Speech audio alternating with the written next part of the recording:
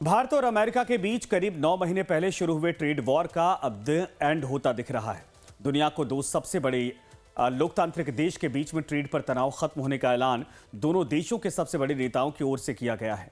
आपको पता होगा कि पहले डोनाल्ड ट्रंप ने टैरिफ हटाने की पुष्टि की, जिसके मुताबिक भारत पर टैरिफ को 50 से 18% कर दिया गया, इसका ऐलान हुआ और फिर पीएम नरेंद्र मोदी ने उस पर खुशी जाहिर की। अभी तक डील में क्या हुआ है, क्या फंसा हुआ है, किसने स्वागत किया है और किसे अब भी एतराज है, ये सारे पॉइंट आपके सामने रखेंगे। लेकिन पहले इस बड़ी खबर को एक दूसरे नजरिए से देखने की कोशिश करते हैं, जिसके केंद्र में सवाल है कि यह डील अभी क्यों फाइनल हुई है और इसकी क्या वजह हो सकती है। यह गजब का संयोग है कि यह डील तब हुई जब 7 दिन पहले ही यूरोपियन यूनियन और भारत के बीच एफटीए पर हस्ताक्षर हुए, जिसे मदर ऑफ ऑल डील्स नाम दिया गया था, जो 27 जनवरी को दिल्ली में फाइनल हुई और ठीक एक सप्ताह बाद ट्रंप ने भारत के लिए टैरिफ कम करने का सार्वजनिक ऐलान कर दिया।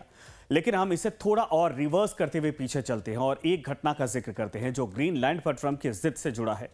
तो यहां अनुमान पर आधारित एक सवाल भी बनता है कि ग्रीनलैंड ने भी भारत को पहले ईयू और फिर अमेरिका के साथ ट्रेड डील कराने का में भूमिका निभाई, यानी योगदान दिया है।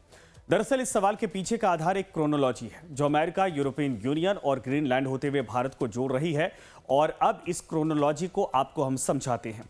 पहले ट्रंप ने ग्रीनलैंड को पाने के लिए सैन्य हमले की धमकी दी, जिसका यूरोप ने खुलकर विरोध जताया। फिर ट्रंप ने नाटो तक छोड़ने और तोड़ने की धमकी दे दी। ट्रंप की आक्रामकता ने पूरे यूरोप को अमेरिका के सामने खड़ा कर दिया। नतीजा, भारत और ईयू के बीच जिस डील पर सालों से बात चल रही थी उसे अचानक से फाइनल करने का फैसला लिया गया। इससे सार्वजनिक तौर पर ट्रंप के वित्त मंत्री स्कॉट बेसेंट ने एक टीवी चैनल पर इस डील की आलोचना की थी और यूरोप के रवैये से वो बेहद निराश है। इसी के बाद माना जा रहा था कि अमेरिका पर दबाव बढ़ चुका था, क्योंकि यूरोप अब पूरी तरीके से उसके कंट्रोल से बाहर निकल चुका था। और फाइनली ईयू के साथ हुई मदर ऑफ ऑल डील्स के 7वें दिन ट्रंप ने डील का ऐलान कर दिया। हालांकि अभी हस्ताक्षर होने का काम भले ही बाकी हो, लेकिन एक्सपर्ट इसे फादर ऑफ ऑल डील्स अब बता रहे हैं। $60 बिलियन का ट्रेड प्रभावित हुआ था जब अमेरिका ने पहले 25% लगाया था रेसिप्रोकल टैरिफ। तो मुझे लग रहा है बहुत बड़ी राहत इससे मिलेगी। इसमें कुछ चीज़ें अभी स्पष्ट होनी बाकी हैं, क्योंकि जो राष्ट्रपति ट्रंप ने ट्रूथ सोशल पर घोषणा करी है उसमें उन्होंने कहा कि भारत रशिया से ऑयल अब नहीं लेगा। तो क्या ये फ्यूचरिस्टिक है कि आगे नहीं लेगा, क्योंकि फ़ौरन भारत के लिए रशिया से ऑयल लेना शायद संभव नहीं होगा। जितना भी अमेरिका से आने वाला माल होगा वो ज़ीरो टैरिफ हो जाएगा। तो औसतन इस डील से पहले आज भी 16% के करीब अमेरिकी सामान पे यहाँ टैरिफ लगता है। करीब 40 से 50 बिलियन डॉलर का हम इंपोर्ट करते हैं, जिसमें ज़्यादातर एनर्जी प्रोडक्ट्स हैं, कुछ डिफेंस का सामान है, कुछ प्रेशस स्टोन्स वगैरह हैं। तो उस पर अगर 16% टैरिफ लगता था और वो ज़ीरो हो जाएगा तो ये एक बड़ी बात हो जाएगी। माना जा रहा है कि भारत ने अपने करोड़ों छोटे किसानों और दूध उत्पादकों के हितों की रक्षा करते हुए बीच का रास्ता निकालने में कामयाबी हासिल की है। Who speaks his mind, does what he wants, and doesn't care a damn about anybody. So you have to keep quiet, keep talking, negotiate, and try to make a deal. And that's what we did. And Prime Minister Modi never ever criticized President Trump. Even he went on putting tariff after tariff. He abused India sometime. He never said anything negative. All other global leaders, barring the emerging markets, Europe and others, made negative remarks, right? He'll remember that. But why make negative remarks? He's taking care of his country. We have to take care of our country. अब इस deal की एक एक बारीकी को आपके सामने रखते हैं, जिसके जरिए राजनीति भी खूब हो रही। राहुल गांधी ने सवाल उठाए तो पीयूष गोयल ने उन्हें जवाब भी दे दिया। अब तक की मिली जानकारी के मुताबिक अमेरिका ने भारतीय सामान पर टैरिफ को 50% से घटाकर 18% कर दिया, यानी इसमें रूस से तेल खरीदने पर लगाया गया 25% की जो पेनल्टी टैरिफ थी वो खत्म कर दी गई। भारत धीरे धीरे रूसी तेल पर अपनी निर्भरता खत्म करेगा और अमेरिका के जरिए वेनेजुएला के तेल आयात करेगा। अमेरिका ने भारत के सामने $500 बिलियन के आयात की शर्त रखी है, जिसमें ऊर्जा यानी तेल, गैस, डिफेंस, टेक्नोलॉजी और एग्रीकल्चर प्रोडक्ट भी शामिल है। लेकिन डील होने से पहले भी कृषि और डेयरी को लेकर ही दोनों देशों के बीच तनातनी थी, और अब डील होने के बाद इन्हीं दो सेक्टर पर देश के भीतर पक्ष और विपक्ष में सवाल जवाब हो रहे हैं।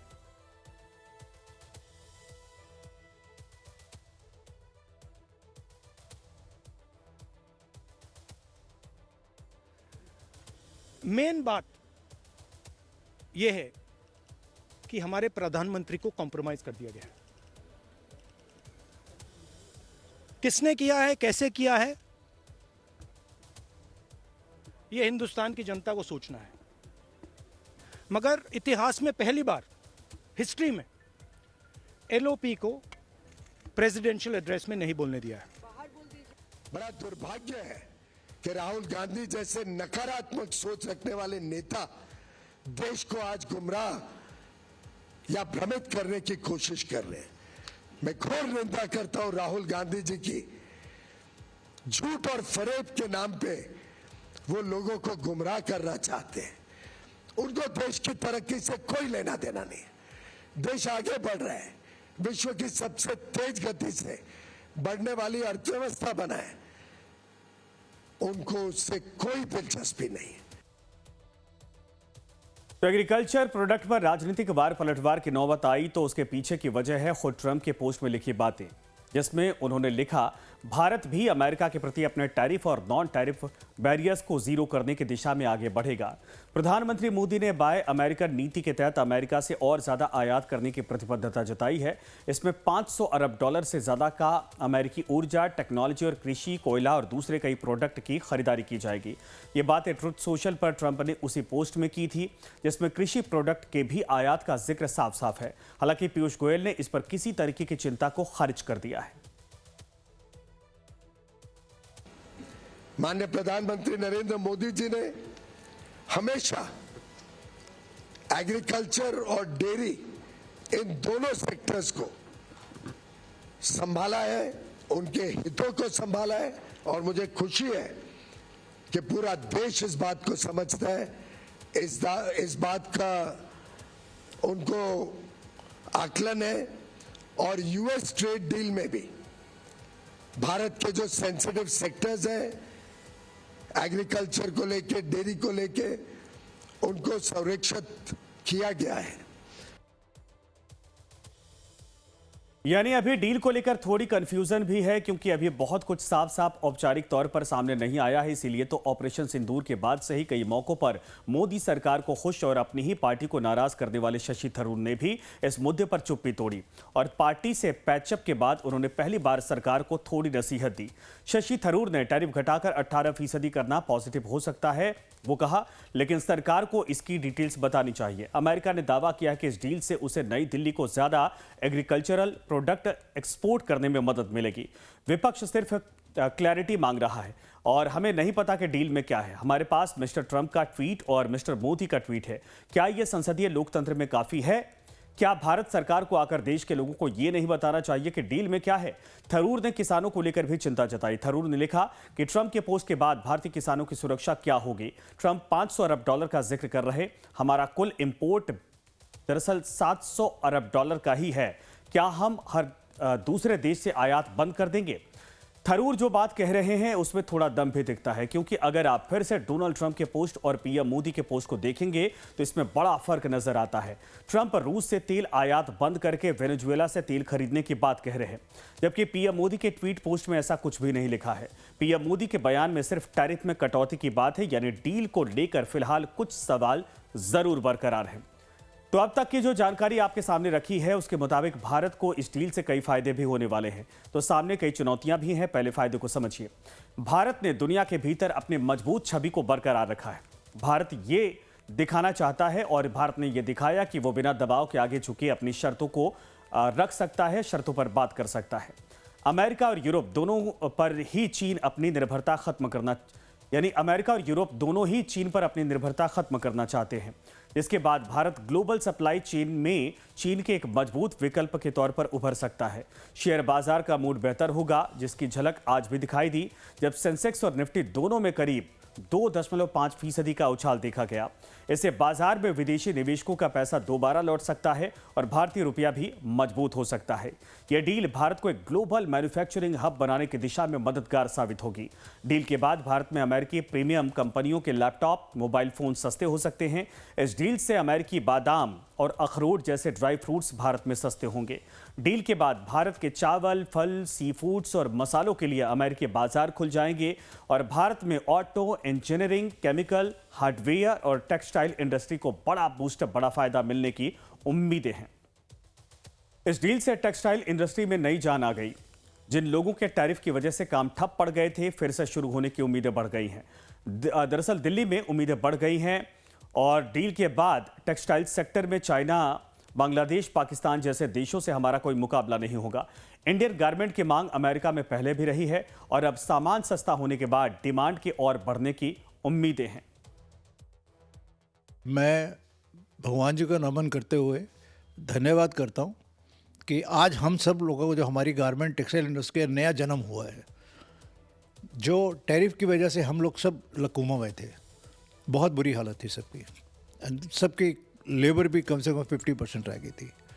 आज जब से न्यूज़ आई है रात को ये, तब से हम लोगों में खुशी की लहर, नई ज़िंदगी का एक हमारा उजागर हुआ है। और हमारे जो इंफ्रास्ट्रक्चर बन रहे हैं, इस बार आपने बजट में भी देखा कि प्रधानमंत्री जी ने टेक्सटाइल के ऊपर, अपैरल पार्क के ऊपर उन्होंने काफ़ी, टेक्सटाइल पार्क के ऊपर उन्होंने कहा है और उन्होंने MSME को भी काफ़ी सपोर्ट किया है इस बार। तो ये हमारे ट्रेड के लिए बहुत बेहतर रहेगा। अहमदाबाद में टेक्सटाइल मार्केट के व्यापारियों को बड़े फायदे की उम्मीदें हैं। पहले यूरोप और अमेरिका के साथ डील से भारत का कपड़ा उद्योग फिर से चमकेगा। अहमदाबाद न्यू क्लॉथ मार्केट के व्यापारियों में खुशी की लहर है। अपने प्राइम मिनिस्टर श्री नरेंद्र भाई मोदी जी का आभार व्यक्त करते हैं, क्योंकि इनकी जो धीरज है और धीरज साथ साथ में जो चर्चाएं करके ये पूरा मामला जो है वो ट्रम्प साहब के साथ सेटल किया है। अभी बस जस्ट नोटिफिकेशन की राह देख रहे हैं। नोटिफिकेशन आने के बाद तुरंत ही अपना जो व्यापार था उससे दुगना व्यापार होगा, ऐसा हमको विश्वास है। ये तो हुई फायदे की बात, लेकिन अब ये समझने की आवश्यकता भी है कि भारत अमेरिका में ट्रेड डील के लिए ट्रंप ने जो ऐलान किया है, उसके बाद भारत के लिए चुनौतियां क्या हैं। भारत को अमेरिकी बाजार मिलने की उम्मीदें हैं, तो अपनी कंपनियों और किसानों के हितों की रक्षा करने की चुनौती भी। अगर कृषि प्रोडक्ट में भारत में बाजार खोले तो अमेरिकी सब्सिडी वाले सस्ते माल भारत में पहुंच जाएंगे। स्थानीय किसानों की कमाई का असर इस पर पड़ सकता है।